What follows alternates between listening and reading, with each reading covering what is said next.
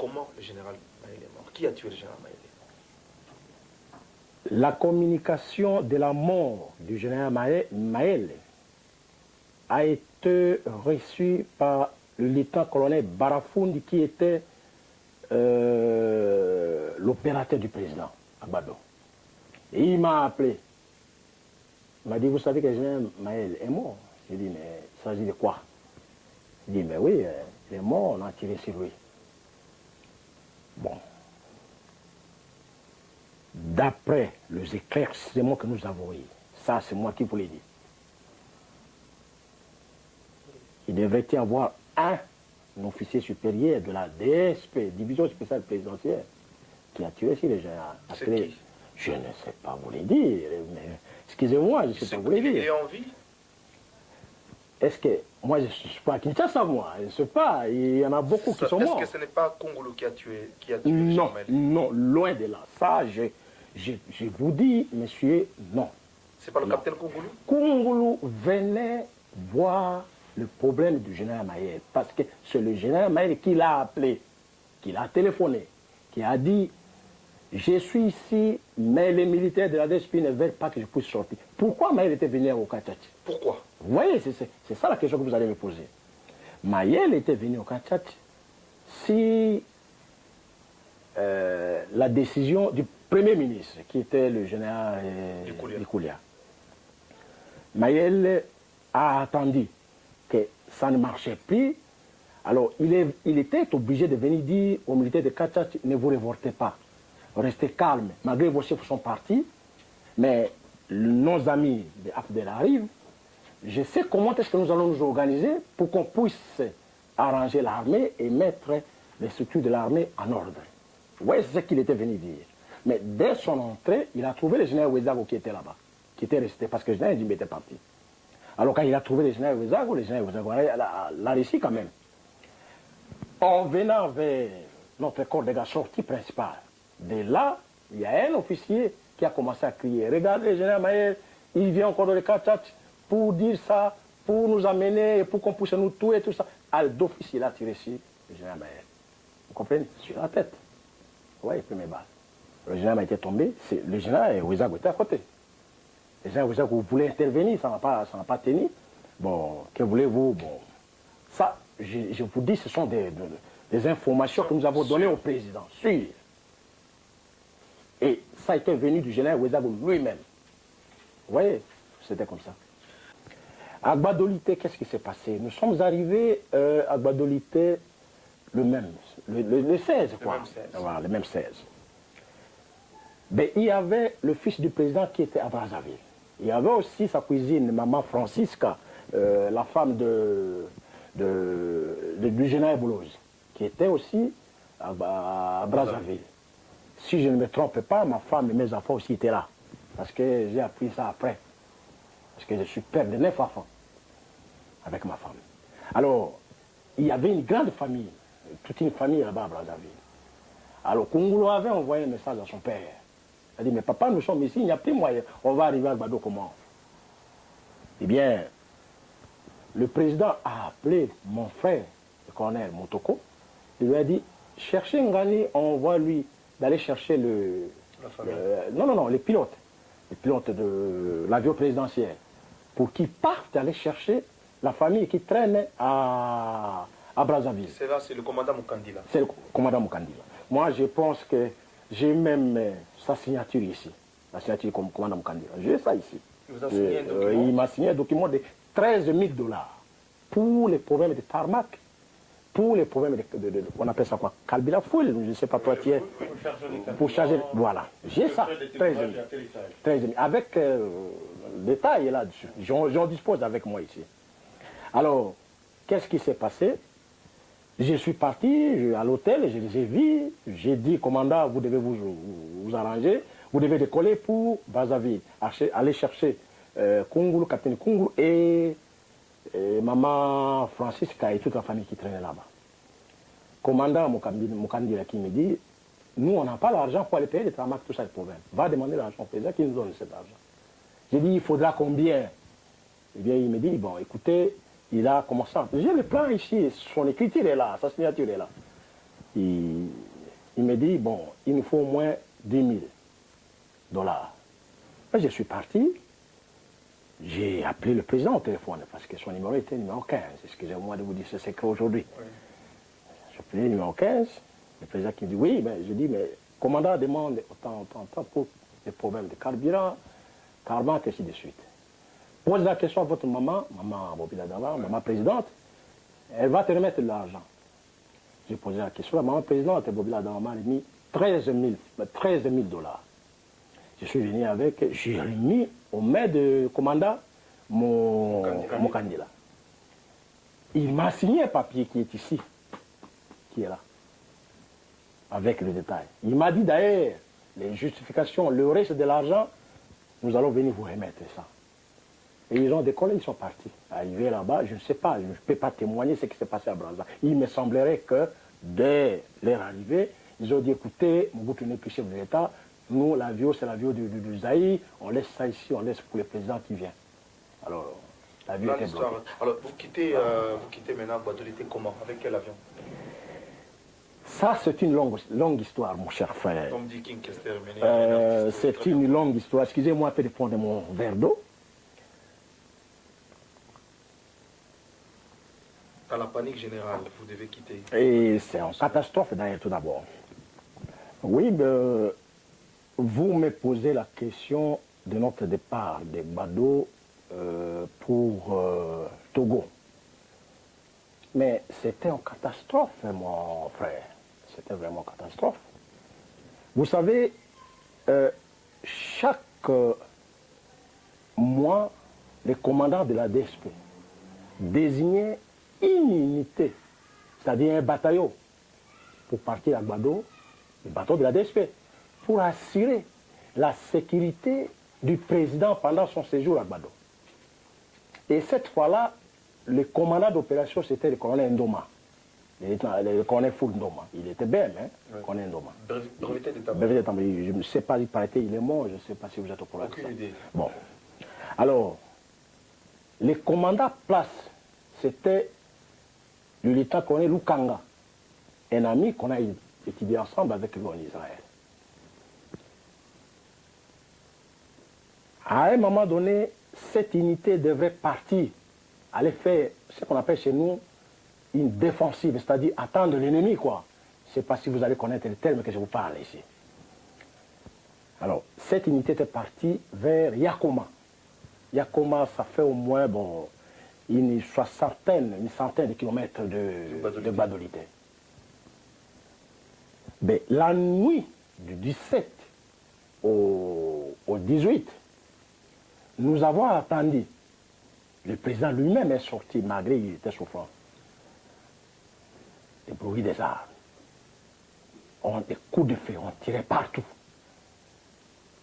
Mais le colonel Motokoma posé la question, mais qu'est-ce qui se passe juste vers Mobaï Mbongo? Qu'est-ce qui se passe? J'ai dit, mais moi je ne connais pas aussi. Mais il faut dire ça au président. Alors, on a appelé le président au téléphone, on a dit, mais nous ne savons pas si vous connaissez. Le président dit, oui, je comprends très bien et je suis ça. Mais vous voyez c'est quoi? Le président qui nous dit, écoutez, bon, c'est peut-être les militaires qui sont indisciplinés, qui sont en train de tirer partout. J'ai dit, mais non. J'ai demandé au colonel, j'ai dit, moi en tant que votre adjoint, j'aimerais bien faire une patrouille de reconnaissance. Vous restez ici avec le président Kawele, moi je prends la Jeep avec des militaires, je vais faire la patrouille de reconnaissance partout, c'est-à-dire je vais aller tout d'abord vers Boussinga, et de Boussinga je vais aller vers Goloma, là où le président avait ses champs, de grands champs, de manioc, et ainsi de suite. Et de là, quand je vais sortir, je vais aller maintenant vers Mobaï, voir qu'est-ce qui se passe au juste. Le colonel Motokoma dit, non mon cher, dans des problèmes comme ça, il faut toujours expliquer au président, parce que c'est lui le commandant suprême, c'est lui notre chef maintenant directement ici. Il faut, j'aimerais bien que vous téléphonez vous-même, vous lui dites que, écoutez, je vais faire la patrouille. J'ai téléphoné le président. Le numéro 15. Le numéro 15, voilà.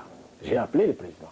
J'ai eu appelé 15, j'ai appelé, le président dit, je préfère faire une patrouille de reconnaissance avec une Jeep. Monter mag là-dessus, c'est-à-dire mitrailleuse à gaz, une arme qu'on appelle chez nous, dans les termes militaires.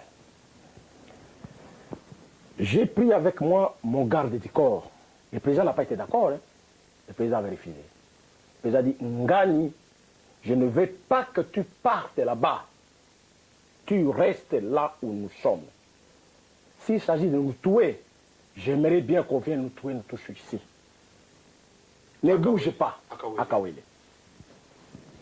J'ai appelé mon garde du corps qui était le premier César Mbembe. C'était mon garde du corps à moi. J'ai appelé aussi les chauffeurs privés du président. Adjudant-chef Matianja, il est maintenant au Maroc. J'ai dit, mettez un peu de carburant là-bas dedans. Allez, mettez la GPC, mettez aussi une mitrailleuse à gaz. Tout ça, ils ont mis des armes. Moi, j'ai pris aussi mon usine. J'ai dit, allez, tu démarres la Jeep, on va sortir, on va faire patrouille. Les militaires, pour eux, ils disent, à vos ordres. Nous sommes partis avec ces deux militaires. On est sorti, on est parti vers Boussinga. On a fait au moins 50 km. Vous savez, quand vous sortez de Boussinga, vous allez vers chez le Monseigneur Kisenge. On appelle ça comment Molegbe, hein, voilà. Vous faites ça. Il n'y avait personne. Tout le monde était entré dans la forêt. Personne. Nous avons trouvé que, comment dirais-je, des chèvres, non, même du vieillard. Personne. Les hits de cas, parce que là, sur des hits, hein, voilà. Les hits de cas étaient vraiment vides. On est parti, on a fait au moins 50 km. Nous sommes arrêtés tout juste là où le professeur on appelait professeur, hein, du président était, donc c'est lui qui a donné le président le cours à l'école primaire. Hein. Il était au fond du goudron. C'est là, la route asphaltée s'est arrêtée, là où il était. Nous sommes arrivés là-bas, il n'y avait personne. J'ai dit, bon, tournez là, nous sommes rentrés. En rentrant, j'ai dit, on va rentrer maintenant vers Goloma. Nous sommes partis vers Goloma. Nous sommes arrivés juste dans le village de Maman Kossier, Maman Bobi, c'est leur village. Arrivé là-bas, personne aussi. On s'est croisé avec un vieux. Je lui ai appelé, j'ai dit, mais où est parti tout le monde au village? Il dit, yo Zanan, yo atuna nini, yo atuna motonos à côté jamba de, motonos à côté jamba. Donc tout le monde est dans la brousse. Voilà, c'était comme ça il me disait. Alors, il était aussi sourd. Hein. J'ai dit à Mathieu de tourner la Jeep, on a tourné la Jeep. On commençait à rentrer. De notre retour, on s'est croisé avec deux minibus de la présidence. Deux minibus de la présidence. Mon cher frère, rempli, excusez-moi, je parle de ce que j'ai vu, hein, rempli de cartons dedans. L'autre était rempli de cartons, l'autre avec la famille. Des cartons d'argent. Des cartons de quoi? Mais attendez, tu es pressé là pour me poser des questions. J'ai arrêté ce minibus. J'ai vu, c'était Nakea qui était dedans, le gérant, il était le gérant, je ne sais pas comment on l'appelait, il était dedans. Et la combi qui était derrière, c'était sa famille. Alors, il était en fuite. Je ne pouvais rien dire. Je lui ai dit, bon, continuez votre route, hein, bon, je n'ai rien à dire. Nous avons démarré. Nous sommes venus à l'entrée de Kawele. Les chauffeurs qui étaient avec moi, le chauffeur du président Mathian, l'adjudant-chef Mathian, a dit, mais moi, major, je suis fatigué, je ne peux pas aller là-bas parce qu'on commençait maintenant à tirer hein, vers Mobile maintenant. On sentait, voilà, il était tout près. Voilà. Il a dit, écoutez, mon major, je ne parle pas, bah, je vais rester là où sont les dates. Mon garde du corps aussi voulait aussi descendre. J'ai dit, bon, si tu descends, tu pars, mais tu n'es plus mon garde du corps. Allez, j'ai pris le volant. Vous savez que je suis un chauffeur professionnel. J'ai pris le volant moi-même.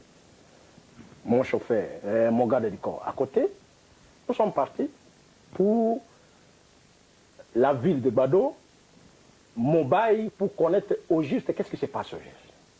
Nous sommes partis. Arrivé à l'aéroport, vous savez, l'aéroport, c'est à peu près, il faut entrer au moins quelques mètres. Nous ne sommes pas entrés, on a piqué tout droit. D'ailleurs, c'est une erreur que j'avais commise. Je devais tout d'abord entrer par l'aéroport. Mais je n'avais pas cette idée, comme j'étais un peu dépassé. On a continué. Nous sommes arrivés dans la ville de Gbadolite. Mon cher frère, il faisait, si je ne me trompe pas, si j'ai encore de bonnes idées, il faisait presque 3h45 du matin. Personne. Nous sommes partis du côté expatrié. Personne. Nous sommes partis du côté camp militaire maintenant, parce que je voulais connaître les camps militaires et voir surtout leurs chefs. Personne. Nous sommes partis maintenant dans la cité même. Rien. Mon soldat, mon gars de Diko commence à avoir peur. J'ai dit, écoutez, tu es commando? Il m'a dit, oui, je suis commando, mon major. J'ai dit, on va aller à Mumbai. Il dit, mais non, mon major.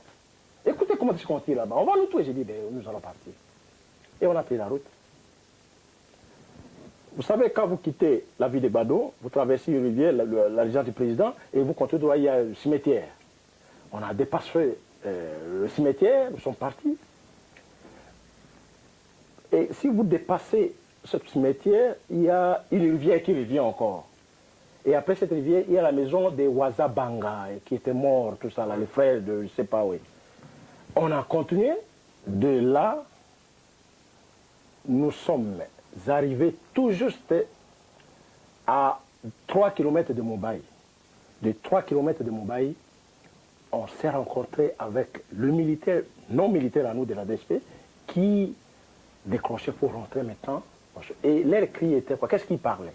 Il disait, Mobutu, toujours qu'il y a kangaye, notage, parce que Ndekona Nzindi a Kosibiso, Potoya, Kokufawa, mais Yasha Kimi a Braza, alors Bishop Toko Kangaye, c'est ce qu'il a Kimate, Bishop Toko Bomaye, qui n'a pas Bishop Bon, souffrir. Voilà, ça sont. Excusez-moi de vous. Oui, de il disait que nous allons, à Mobutu, nous allons l'arrêter comme on va le prendre en otage parce que son neveu, le général Nzimbi, commandant de la DSP, a déjà traversé le Poulédia à Brazzaville. Il nous a envoyé ici pour qu'on meure. Alors comme ça, comme Nzimbi a fui, nous on va aller l'arrêter chez lui à Kawele. Voilà. Devant, je dis bien, devant mon militaire, ouais. Mon garde de corps, Mbembe. Alors j'ai vu comme ça, j'ai dit tournez la Jeep. J'ai vu qu'il y avait danger. J'ai tourné la Jeep et nous sommes retournés maintenant vers Badolité. Arrivé à Badolité, j'ai dit non, je dois lui donner ses comptes rendus au chef de l'État. Parce qu'on n'a pas le choix. Nous sommes arrivés tout juste parallèlement là où se trouvait l'aéroport. J'ai attendu le bruit de l'avion à l'aéroport. J'ai dit mais il n'y a pas de la lumière à l'aéroport. Il n'y a personne à l'aéroport. Mais quel avion qui est au tête d'atterrir maintenant c'était ici? J'ai dit à mon gars de quoi, j'ai dit nous devons entrer à l'aéroport. Mon gars de quoi dit écoutez chef, vous ne connaissez pas ce qui se passe là. Bon, on va nous tuer pour rien. Voilà. J'ai dit mais non, on doit entrer. Nous sommes entrés. Or qu'il y avait des avions Ilyushin, avions russes. Oui. Il y avait 2. Excusez-moi de vous dire ça. Vous savez, tout ce qui était comme matériel de Savimbi atterrissait par Badolité. Et à partir de Bado, Savimbi envoyait ces avions qui louaient pour venir chercher des Bado et pour l'Angola. Excusez-moi de vous dire ça. Hein. C'est clair. Je ne suis pas un politicien, mais je vous l'ai dit ça. Voilà. Donc c'était un des avions Voilà, russe. Alors l'autre était décollé sans lumière, avec le matériel des chars de combat dedans, plus l'as-missile, ça était parti. Maintenant l'autre était parti au fond de l'aéroport pour maintenant, je ne sais pas quel terme, mais... pour le taxi et puis décoller. Pour son décollage. Nous sommes entrés, il faisait noir, j'ai dit mais l'avion qui... Mais c'est quoi? Comment ça gronde? Allez, écoutez, les soldats avaient peur. Les soldats dit mais non, on ne peut pas sortir de l'aéroport parce qu'on va nous tuer. J'ai dit descends. Les soldats sont descendus. J'ai donné, comment on appelle ça, les phares à 100 mètres. Je suis sorti de l'aéroport, au milieu de l'aéroport. Vous voyez Tarmac pour sortir. Oui. Je suis parti maintenant là où était l'avion. Au fond de la piste. Au fond. Et l'avion était vraiment prêt de décoller. Il avait tout donné ses lumières. Je suis venu tout juste au-dessous de l'avion. Oui. Je me suis arrêté. Mais les pilotes sont descendus. Mais on allait faire des bagarres. Et parler l'anglais ou quoi, quelle langue, je ne sais pas, moi je parlais français, il y avait des problèmes. J'ai dit bien des bagarres. On ne s'est pas s'attendre avec. Je les ai dit, malgré cela, l'avion doit retourner au tarmac. Ça, c'est le village du président. Vous ne pouvez quand même pas venir atterrir et décoller comme ça qu'on puisse comprendre. Mais vous venez d'où? Non, mais c'était grave. Mais heureusement, il y avait un qui était là, il parlait un peu le français. Je lui ai dit, monsieur, dis à votre commandant, vous devez amener l'avion au tarmac. Sinon, je ne peux pas me déplacer d'ici. Ou vous décollez, vous ramassez la Jeep, vous partez avec la Jeep comme vous voulez, ou bien vous me ramassez, ça va. On a discuté, ça a pris au moins 10 minutes. Mon soldat qui était resté au tarmac, il est venu à pied. Il a vu qu'ils m'ont entouré, Il a chargé, il voulait même tirer si c'est ce russe-là. Moi, j'ai dit non, il ne faut pas tirer. Alors l'autre a compris, il a parlé au commandant, le commandant était d'accord. Il a dit, bon, on amène maintenant l'avion au tarmac. Pour être sûr, qu'est-ce que j'ai fait? J'ai dit, allez, je me mets dans l'avion, nous partons au tarmac. Je suis rentré dans l'avion. Il y a aussi un grand avion, hein. Ouais. Voilà. On a amené au tarmac. Arrivé au tarmac maintenant, j'ai décidé de mettre ma Jeep devant et l'autre Jeep derrière la Jeep qui faisait la permanence. Ouais. Donc, c'est-à-dire j'ai bloqué l'avion. Voilà. Je les ai dit, vous ne pouvez pas décoller sans ma présence. Ils m'ont dit, mais pourquoi? Qu'est-ce que vous voulez qu'on cherche qui? J'ai dit, vous allez prendre le président. Parce qu'on n'a pas le choix, on n'a pas d'autre avion. Vous devez prendre le président et vous allez aller avec là où vous voulez partir. C'est-à-dire, si vous partez chez Savine, on va aller chez Savine. Je dis, mais non, nous n'avons pas cette mission. J'ai dit, vous restez là, vous attendez. J'ai appelé mon frère, le colonel Motoko. J'ai dit, ici à l'aéroport, il n'y a pas un avion. Comment nous allons fuir avec le président? Je viens de trouver maintenant, j'ai maintenant la situation en main, mais on ne peut absolument pas traîner. Il faudra qu'on parte avec le président. Le colonel Motoki me dit, mais le président est toujours dans la chambre. Comment le faire sortir, je ne sais pas. J'ai dit, bon, Djanga est là, son fils. Oui. Le colonel Motoki dit, oui, Djanga est ici. Est-ce que tu peux m'envoyer Djanga? Parce que Djanga parle un peu l'anglais. Hein? J'ai dit que Djanga vient d'urgence ici. Djanga est venu. Il est arrivé, j'ai dit, parle à vos pilotes que nous n'avons pas toute la vie, ils doivent prendre des présidents parce qu'ils veulent partir. Djanga a commencé à discuter avec. Ils ont dit, mais non, nous n'avons pas, on n'a pas cette mission. Nous avons telle mission, telle mission. D'ailleurs, il est presque bientôt 5 heures du matin, nous ne pouvons absolument rien faire. Moi et Djanga, on a quitté l'aéroport pour aller chercher maintenant son père.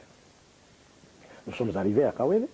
J'ai donné mon rapport à mon chef qui était le colonel Motoko. J'ai dit, voilà, la patrouille que j'ai faite, il y avait ça. Le colonel Motoko a dit, mais le président ne veut pas sortir. Je lui ai appelé plus de 2 fois. Je lui ai dit, nous devons fuir. Il m'a dit, non, il faut que nous prenions au moins maman présidente, maman, la femme de maman Ali, comment on appelle ça? Maman Félito. Oui. Oui.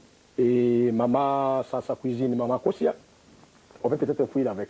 Mais qu'on les laisse là-bas, qu'on les tue là-bas. J'ai dit, mon colonel, si nous faisons ça, c'est-à-dire nous avons failli à notre service, on doit aller chercher le président là où il se trouve, même s'il est dans sa chambre. Il dit, ben, peut-être avec vous, ça peut marcher, appelle Djanga, comme ça vous allez vous arranger. J'ai appelé Djanga au téléphone, Djanga est venu, il dit, montre-moi sur le papa. Nous sommes entrés, vous voyez la résidence. C'était un labyrinthe. Hein? Oui. Alors, on est venu de l'autre côté. Et le président était où? Dans sa chambre. Il n'était pas dans une pièce secrète, parce qu'il semble qu'il y avait beaucoup de pièces secrètes. Oui, il y avait beaucoup de pièces, mais il faisait une dernière prière. Non, pas de prière. Le président, enfin, tout le monde en parlait, que le président avait des quoi. Je n'ai jamais vu ça. Des chambres où il entrait seul. C'est là où il était. Excusez-moi, je n'ai pas vu ça. Oui, mais chacun a ses problèmes privés. Hein. Les problèmes privés, on ne montre pas tout le monde. Comprenez? Mais vous n'avez rien vu d'extraordinaire. Eh bien, je faisais mon travail. Je ne pouvais pas me mêler dans d'autres affaires. Excusez-moi. Vous voyez? Alors, je suis venu au salon. J'ai demandé à la maman présidente, j'ai dit, où se trouve papa? La maman présidente qui me répond, pourquoi vous cherchez papa? J'ai dit, mais non, nous. La maman présidente qui commençait à pleurer. Je suis entré dans les couloirs, parce que le grand couloir, j'ai vu, la chambre du président était à côté. Et je suis entré. Le président était assis ou couché? Il y a, excusez-moi de vous le dire, le président avait son lit à côté, mais il y avait quelques, comment on appelle ça? Une chaise. Ce n'est pas une chaise longue, mais quelque chose qu'on met dans le magasin de sport là. Hein? Je ne sais pas comment s'appelle cette histoire-là. Genre, là où il s'exerçait, c'est quoi ça? Moi, je pense... Une sorte de balançoire Pas balançoire. Balançoire, c'est quelque chose que vous poussez. Oui. Mais c'était comme une chaise longue. Une chaise longue. Prenons une chaise longue. Voilà. Un banc. Un banc solaire. Voilà, un banc solaire. Dans sa chambre. Un banc. Voilà. Allez, d'office, je lui ai dit, Maréchal, il n'y a pas le choix. Nous devons partir. Excusez-moi avec tout le respect que je vous dois. Il est resté comme ça, il dit, mais laissez-moi mourir ici. Prenez vos mamans, partez avec, laissez-moi ici. Il dit, mais non, nous devons partir. le président n'a pas pu bouger. Hein.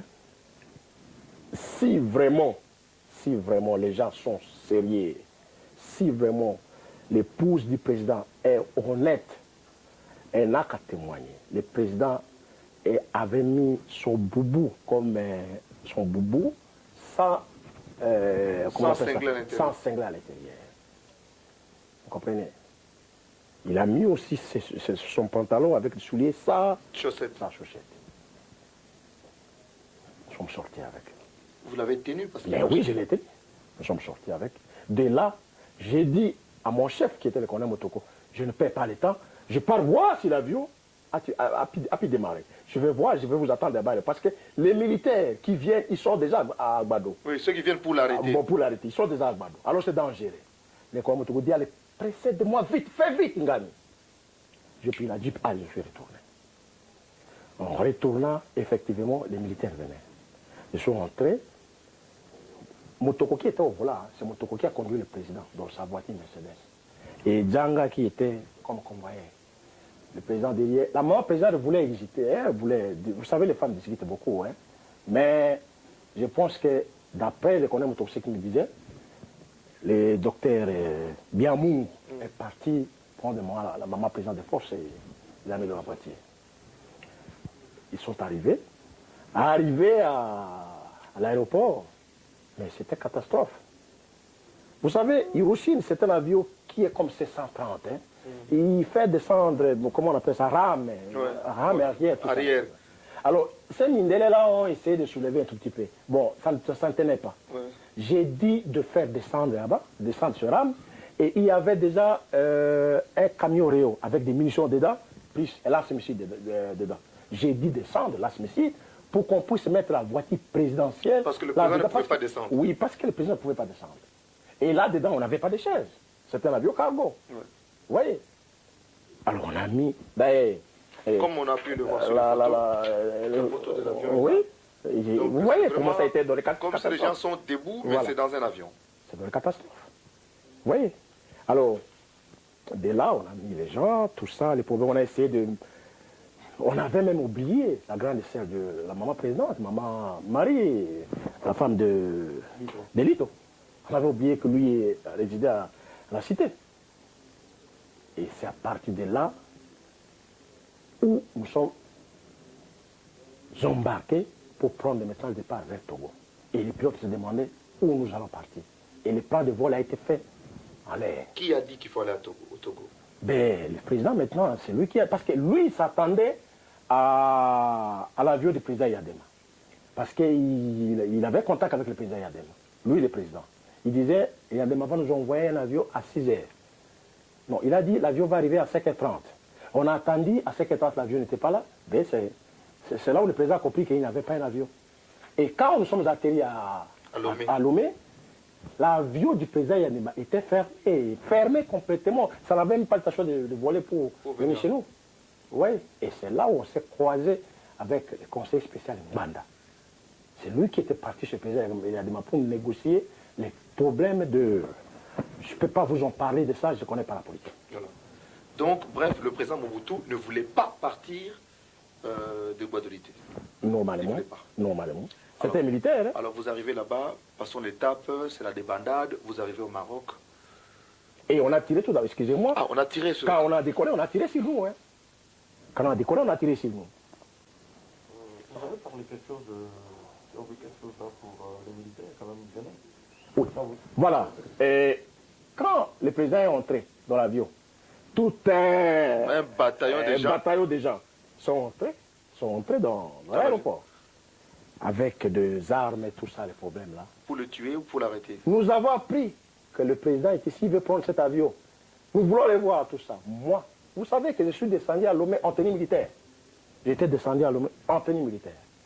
J'ai appelé les militaires. Ailleurs, je les ai appelés. J'ai dit, dans Soudano Soboyawa. Boyawa. Il me connaissait très bien. Oui. Il savait très bien qui vous étiez. Alors ils sont arrivés, j'ai dit, vous cherchez qui? Ils m'ont dit, nous cherchons le président. Parce que, d'après ce que je viens de vous le dire,